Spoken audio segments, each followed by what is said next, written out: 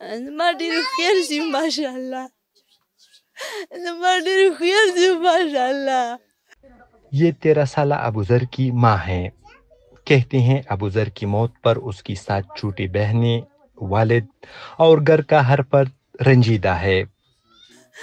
ډېر مې پسې زړه درد کوي، زړه مې پسې ډېر درد کوي. ہم کیا کر سکتے ہیں؟ میرا دل چاہ رہا ہے کہ میں اپنی زندگی بھی ختم کر دوں اور ان سختیوں سے اپنی جان چھڑا لوں. اس کے بغیر میرے لیے یہ زندگی گزارنا بہت مشکل ہے. ابوذر کی موت پر تعزیت کے لیے دور دور سے لوگ آ رہے ہیں. ان کے گھر والوں کا کہنا ہے کہ ابوذر مدرسے اور اسکول میں تعلیم کے ساتھ ساتھ گاؤں میں چپس بھی فروخت کرتا تھا. ان کا والد جاوید خان ایک محنت کش ہے. کہتے ہیں ابوذر مجھ سے تعلیم کے ساتھ ساتھ گھر کا بوجھ بانٹنے کی باتیں کرتا تھا. جب میں اسپتال گیا، مردخانے میں 4-5 لاشیں پڑی ہوئی تھی. ان کی شناخت نہیں ہو رہی تھی. ایک تابوت پر جوتے رکھے ہوئے تھے.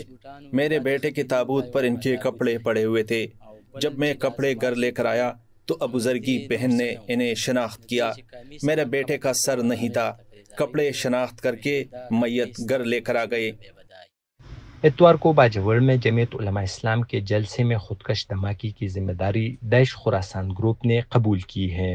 دھماکے میں کئی افراد جان بحق اور زخمی ہوئے ہیں.